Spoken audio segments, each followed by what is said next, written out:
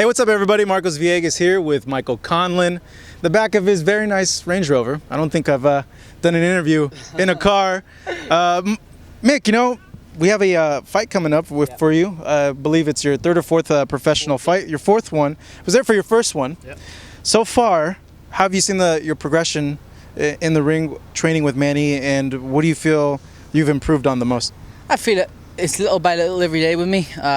I'm improving all the time. Every time I go in the gym, I feel I learn something new.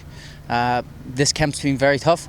I've had great sparring, very tough sparring, but you know it's going to benefit me come fight night. So you know, I feel all around I'm progressing as a fighter. How's the accent for California coming along? Are you learning a California accent at all? Nah, I'm never going to change my accent. I think I'm not saying change, but can you like do a California accent now because you've spent so much time here? I think I can do a California accent. No, Let's do one. Let's see it. What do you want me to say? I know. I noticed a lot of people that come from overseas. They always say "dude." Like, yeah, like they think like everybody from California always like, "Yeah, dude." Like, and like I use "dude" a lot, but I don't say it that much. Everybody says like, "Hey man, hey dude, Yeah, what's up, exactly. man?" It's always, Yeah, so it's all stuff like that. But no, I wouldn't say I'm good at the accents. In terms of looking at your physique, I mentioned it to you earlier. You look like you've gained a little bit of weight. Let us know about the move up now and the reason behind all that. Yeah, I think you know I'm 5'7". I was campaigning at 122, so you know I feel that it was hard to make, and I feel at this early stage in my career I don't need to be struggling to make weight. So you know I felt that moving up the featherweight is going to be a smart move for me. I feel a lot stronger, a lot fitter, a lot faster. So you know I feel it's going to benefit me all around. Do you think it was affecting the performances that you had in the first three fights? I'm not gonna blame that on any of my performances, any of the ones where I didn't feel I done good enough. But at the same time, I feel that as a fighter, I'll be a lot better at featherweight. In terms now of the future, how many weight divisions do you see yourself going up? Now, you're a young kid, your frame's filling out. What do you think you'll end up at? I don't know, 130 maybe, maybe 135. I think I'll finish at. You know, I'm 25, 5'7", which is probably the average height for 140, isn't it? So, you know, I don't know, maybe 135. And you're like barely coming into your man strength, man. Like at 25, you're barely developing that man strength. Yeah, I feel it's I can feel it in the gym. I feel I'm getting stronger every day. So, you know, I feel it's definitely coming on. My man strength is definitely starting to come through. So, you know, I'm looking forward to seeing my next performance and how I perform at featherweight. You had such a big debut. It's something that I don't think I've ever seen anybody do in a very long time. I was there. It felt like a pay-per-view. Now you're coming into these events. Is it a hard thing to go from that and then now go into like where other debuting pros do, like just building up wins, smaller arenas, smaller venues? No, I don't think so. I think because I'm only coming from the amateurs, it's not going to be too hard because I fought all around the world. And sometimes you're fighting in venues where there's like 3 people there. So I don't. At the end of the day, it's me and my opponent. It's not what's going on around me. I do love the big situations, the big events, but the main thing for me is me getting in there with my opponent. In terms of one of your friends, Conor McGregor fought Floyd Mayweather. I know you've been asked this a million times, but I want to get your thoughts on what he showed in the fight, and really. Were you impressed by what he did? Did you see a lot more skill than what people were giving him credit for? I think he showed a lot more skill than what people were giving him credit for. I feel that you know he impressed a lot of people. He impressed me for one, and you know he actually got some rounds where he actually won some rounds against Floyd Mayweather when no one was going to give him a round. Really, everybody was thinking Floyd was going to just annihilate him within a few rounds, but it went 10 rounds, and you know he showed hard. He showed domination of stages and determination. So you know I think he's got to be proud of himself, and I think a lot of people who watched him were impressed by him. In terms of the stoppage, did you agree with the stoppage, or you felt they should have let it go on? I agree. You know, listen, it was inevitable at that stage. Conor had kind of gassed out. You know, I think if he had took a knee, he would have survived the round, but I think he was just starting to gas, and it was going to happen sooner or later. So you know I think the referee was done the right thing. Conor was a bit wobbly on his legs, and you know he just needed maybe needed an extra 10 seconds on the knee. But or an extra few seconds on the knee to get his breath back. But you know, I feel it was going to happen anyway.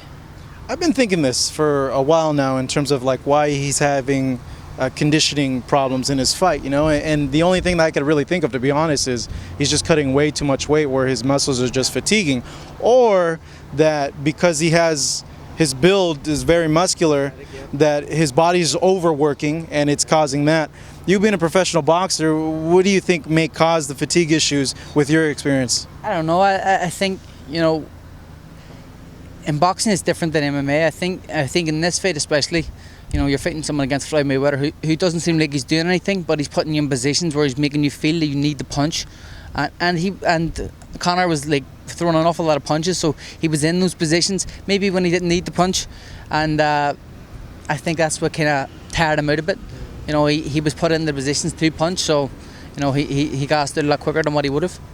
You know, looking at some of the exercises that he did as well, what'd you make of you know, his flexibility exercises and all that? Do they work, do you think? Whatever he does, he does. I'm not going to criticize, because that's how he warms his shoulders up. That's how he loosens out in the fight. And you know, every man for themselves. And if that's what works for him, it works for him. So you know, everybody was giving him a lot of grief and abuse saying about. Yeah, I've seen people do not that exactly, but I've seen them, you know, swing their arms, their shoulders and stuff to kind of loosen up and everything like that. So when I saw it, I didn't think it was anything like too out of normal, to be honest, you know. People were getting on like it was his form of shadowboxing, which it wasn't. It was only a warm up, and you know, I have no problem with it. I didn't criticize him, but I seen people were, and I was just like, you can't really criticize a guy who's going in to make 100 million in one fight. Very true, and it's very few people that have done that. He talked his way into the fight, and you know, I give him credit for having the balls to go ahead and do that, you know, because okay, here's the thing, in boxing especially, you see a lot of people complain about catch weights, that they don't want to fight a certain person at a certain time, and then when you look at him, he's fought people at their weights before.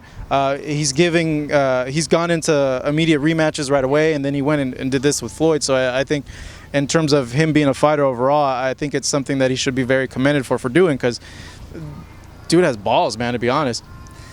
The guy doesn't give a shit. He talks the talk and he walks the walk, and you know, he went in there, he says he'd beat Floyd Mayweather. He didn't do it, but at least he went in and put his heart on the line and his balls on the line and show that he was willing to go in there, willing to say those words, and willing to take the criticism after. You know, I gotta say fair play to him. You know, it's a lot of money he made, and you know, who can really talk shit about him? He's fought everybody. Anybody who's asked to fight him, he's fought. Would you fight again for 100 million? I don't think I would, to be honest. If I was Conor, I would retire now. Yeah, right. Like, what's the point? No point. You're already like set for life and all that. And he always talks about, like, when he started his MMA career, about getting in early, getting in quick, and getting it early, getting it within like 2-3 years. He's got that money. He can get it within 2-3 years. I hope he sticks to his word and does it.